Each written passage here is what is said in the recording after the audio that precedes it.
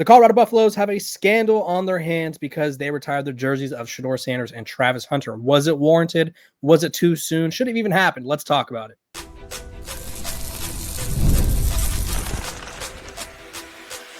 You are Locked On Buffs, your daily podcast on the Colorado Buffaloes, part of the Locked On Podcast Network, your team every day. Welcome to Locked On Buffs. I'm your host, Kevin Bohr, but today's episode is brought to you by our sponsors over at Game Time. Download the Game Time app, create an account, and use code LOCKEDONCollege for $20 off your first purchase. We're also brought to you by the Locked On Podcast Network, your team every day for free and available. So thank you for making me your first listen. Let's talk about it. I think this is the biggest, maybe second biggest or biggest story in college football right now because people are distraught. People are Googling stats, looking up legends, and very upset that Colorado decided to retire the jerseys of Travis Hunter and Shedeur Sanders. Now, I'll keep it a buck with you this whole episode, and I'm going to start with why I think people are upset. One, I don't think anyone's upset that Travis Hunter's jersey was retired. He played over 2,500 snaps during his college or during his career. He had a legendary career that saw him win the Heisman, the Walter Camp, AP Player of the Year, Sporting News Player of the Year, Paul Hornung Award, Law Impact, Bednarik Award, Blitnikoff Award. Did a little bit of everything, right? He is literally just he never came off the field, right? And it was just one of those things where it's like we will never probably see. He had 1,400 snaps, FBS snaps, that is. So literally played all the time. And people are not upset about him, right? I think most of the frustration comes with Shedeur Sanders. Now, the people that are saying it's too soon, let me just crush the too soon discussion, right? Some people want to say it's too soon to retire a jersey number. It's too soon. They need to wait X amount of years. Like, I don't think there's a proper amount, right? Realistically, I got into a little Twitter spat with someone who he was like, it's too soon. And I was like, Phillip Rivers got his jersey retired while he was on the team, right? Actively on the team. They did it, I think, before his final game. So does it really matter if it's now or 10 years down the line? I don't think so, right? I think you have to take into account everything they brought to the program. So that's where I'll sort of circle my wagons here, right? I understand why Colorado retired the jerseys of both Shedeur and Travis, right? I think Travis's number gets retired regardless. I think I was calling for his jersey to be retired during the season, right? I was saying that eventually you have to retire his jersey if he wins the Heisman. And he went on to win like 8 major awards. So it's one of those things where it's like, I always thought his jersey would be retired. Now, Shedeur's jersey, I didn't know. Right. I'm not in the room where it happens. I'm not the decision maker on that. I thought Shedeur had a tremendous career at Colorado, and I see why they retired his jersey. Right. Here's some of his honors. Right. This past year, or in general, he's the FBS all-time leader in completion percentage. He threw a touchdown in NCAA Division I record 49 straight games. Only one of 2 D1 quarterbacks to throw for 14,000 yards and complete 70% of his passes, 70% of his career passes.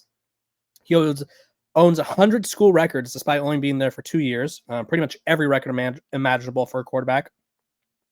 And like I said, I mean, helped change the culture, right? He won the Johnny Unitas Golden Arm Award, first team All-American by multiple publications, second team by the AP, unanimous choice for Big 12 Offensive Player of the Year, and was first team All-Big 12. And it's just one of those things where he did a lot for this program, right? And I think people are just going to hold him to the fact that he didn't win the Heisman.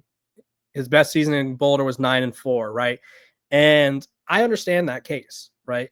But I think for the people from the outside that are mad, like there's multiple parties that are mad, right? I'll address the people from the outside looking in, right? Fans of other programs, people who are criticizing this move. Every college football program has a different set of standards as to why they retire jerseys, right? Steph Curry, for instance, this is a random example. Davidson didn't retire his jersey until he graduated. That was a rule that they had. Florida has not retired Tim Tebow's jersey. In fact, Graham Mertz wore number 15 this past year. So it's one of those things where you have to sort of understand that every program, every case is a case-by-case basis. You can't just be like, this is a unanimous sort of criteria that we have for Colorado, that we have for Fresno State, that we have for Hawaii, Florida, whatever it is, right? Every program has its own set of rules.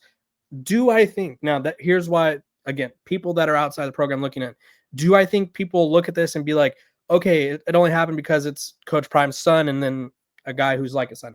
I think a lot of people are viewing it that way, right? I think there's a lot of like, this wouldn't have happened if Deion Sanders was a coach. And honestly, I think you have to retire Travis Hunter's jersey. For Shedeur, I think he has a legitimate case, right? Would I think most people like to see him been there for 3 years, 4 years? Yeah, probably. But I mean, that's not how it works, right? Is LSU not going to honor Joe Burrow as a legend, or Cam Newton? Are they not going to honor him as a legend because they were only there for a year? I don't think so. Now, both of those guys, and I use that argument online because people were saying you have to be there for 4 years, 3 years, and I use that argument. And then they go, well, they won a championship, right? And it's like, okay, true. And I'm not comparing Shedeur to either of those guys. I'm not saying Shedeur is better than Joe Burrow at LSU or Cam Newton at Auburn. But again, those guys were rewarded for taking their programs to the highest level possible in 1 year. Shedeur Sanders took Colorado to a level that most didn't think would ever happen again, right? They were 1-11 2 years ago and were legitimately the worst college football team, arguably of the present modern era. So other people, outside people, are upset because Colorado is doing this for his sons, right? I think, or for his son and Travis Hunter. I think people would care less if Colorado, say Deion Sanders wasn't the head coach and like it was just some random program. Like say Quinn Ewers got his jersey retired at Texas and he had broken all the records, right? I don't think people would care, right? Who's another example? Cam Ward. Say he was at Miami for 4 years and shattered every record, and although they never made it to a playoff, like they retired his jersey. I don't think people would care. I think a lot of people care because it's Shedeur, because it's Deion. Now let's talk about the people inside the program that are a little upset. I think there's two really, and I've noticed this throughout my time covering Colorado. There's really two fan bases within one, right? There's the OG, like I'm from Boulder, I'm from Aurora, Colorado, I'm from Denver, I love Colorado football. I've like the Miss Peggies of the world that have been cheering on Colorado since they were good in the 90s through every year up until Coach Prime. And it's like, there's those fans. And then there's the newer fans who came with Coach Prime. And I think a lot of people view this as like, not erasure of the history that Colorado has had, but I think they view it as sort of a disrespect to the past guys at Colorado, right? Because there's names that Colorado could retire, or jerseys that they could retire, but they haven't yet. And I understand this. Like you have Darian Hagan, right? Mike Pritchard, Alfred Williams, Eric Bieniemy. They all were pivotal to the 1991 championship, right? Darian Hagan is up until Cordell Stewart, another guy, right? Up until Shedeur rolled around and Cordell Stewart rolled around, there's been a lot of, I guess you could say, there's people who think he's the best quarterback in program history. And so there's people who are like, okay, what about him, right? He was the National Player of the Year in 1989, led Colorado to the only title in school history. His number has not been retired, right? He was 28-5-2 as a starting quarterback, 5th in the Heisman voting, 2-time first team All Big 8. Now, here's where I am confused, right? How can we how can we be upset about Shedeur and Travis being honored and blame them for not honoring the guys before them, right? Honestly, this is a Colorado issue. It's not a Shedeur or Travis issue. It's a Colorado, Rick George and everyone that's come before him and run the athletic departments and all that jazz. It's an issue of the program, right? If you are a Colorado alum, don't be upset that at Shedeur Sanders and Travis Hunter. Don't take away the magic that they just brought to your program after it was in the garbage, right? Appreciate what they did and also acknowledge that Colorado has other star players, other legends of the program who should be honored, right? Two things could coexist, right?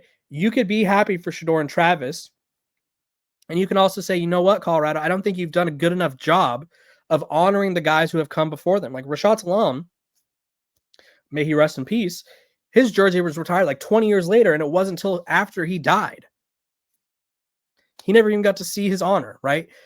He won the Heisman. He never even got to see his number go up in the rafters. And so I think there's so many people upset about this. And I get maybe Shedeur Sanders doesn't have his jersey retired at every program, right?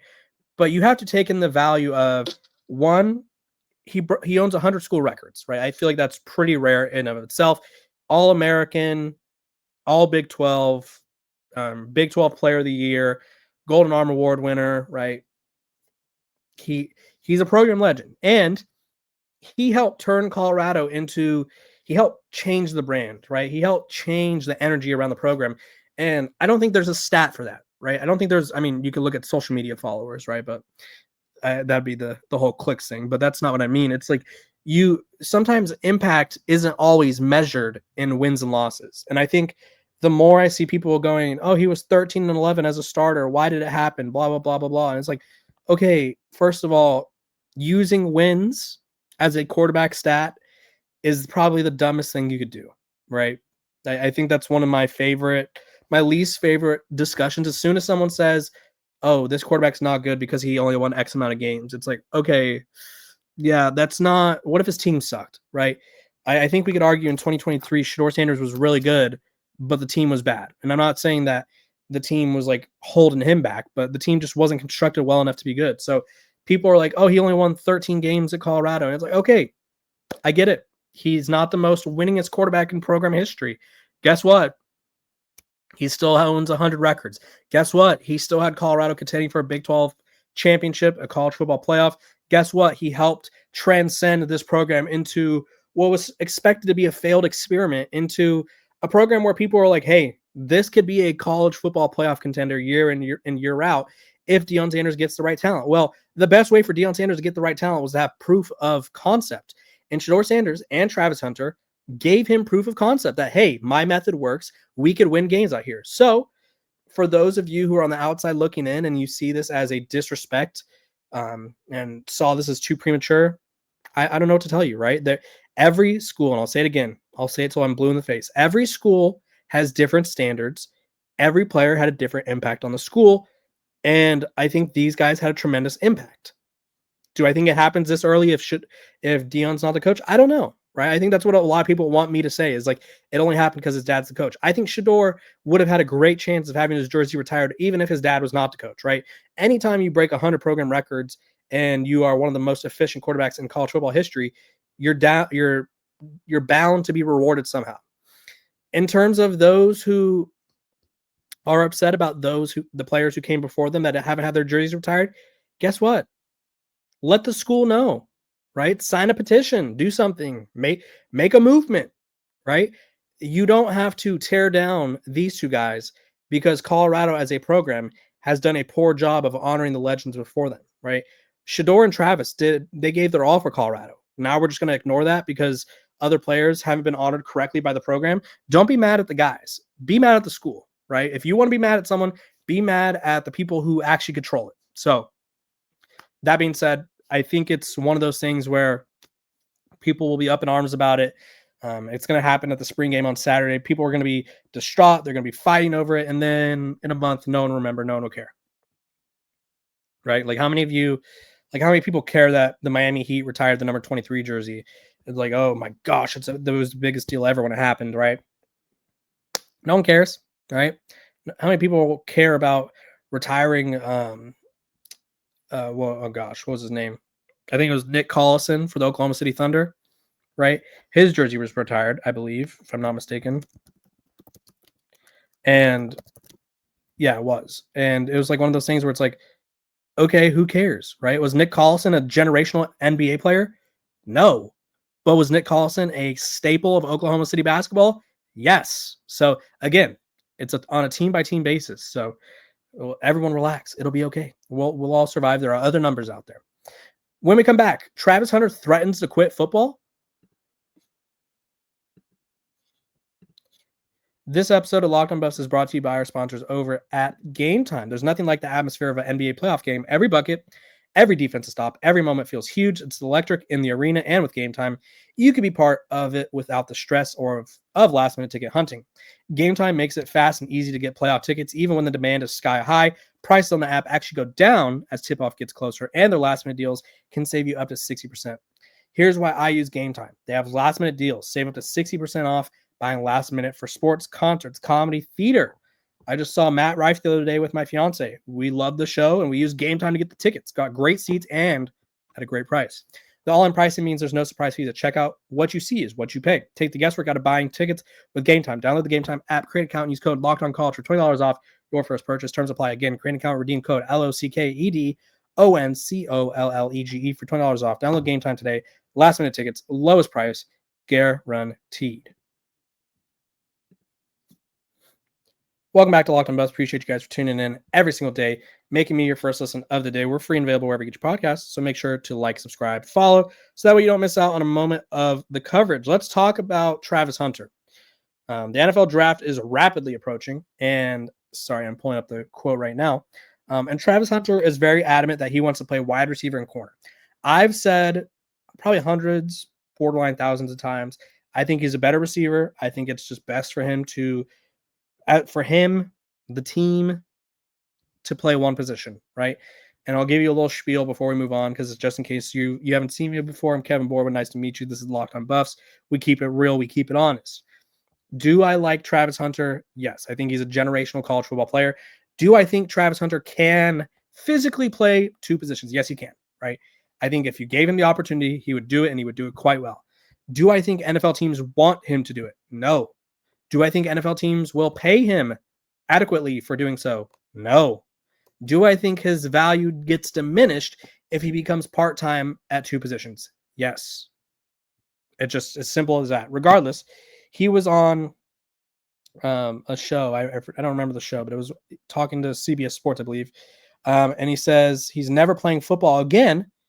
And it's never playing football again if he can't play wide receiver and corner. He says, I've been doing it my whole life. I feel like I could dominate each side of the ball. I don't love this ultimatum from him.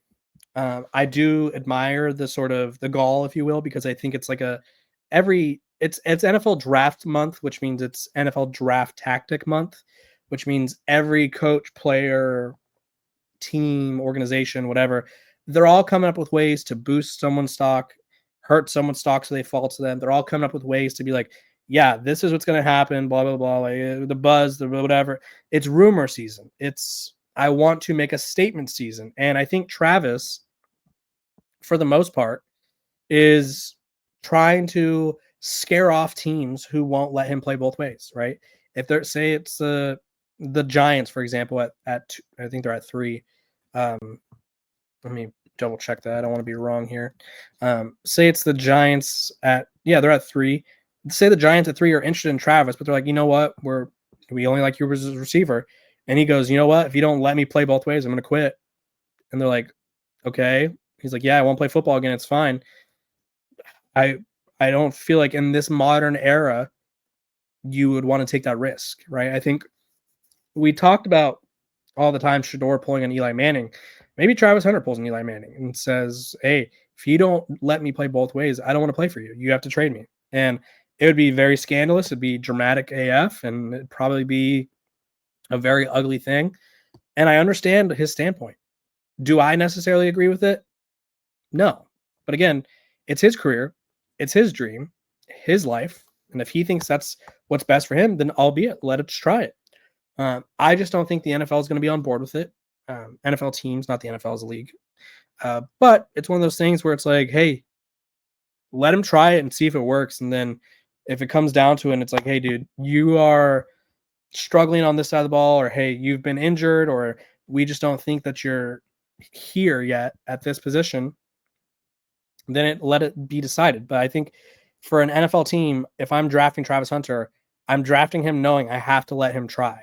If you draft him and you don't let him try, it's going to be all hell's going to break loose. So it's just one of those things where it's like you kind of have to succumb to what he is saying at this time. I think there's a path to where eventually it'll play itself out, but you can't just strong arm Travis Hunter into doing what you want. at least not right now. When we come back, Colorado suffers a key departure. I'm going to talk about it and more.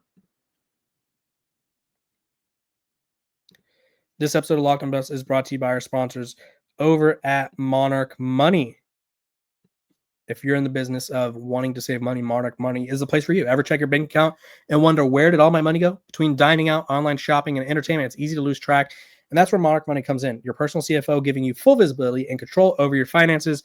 Monarch Money isn't just a budgeting app. It's a complete financial command center. You can track all your accounts, investments, and spending in one place, so you stop just managing your money and start building wealth.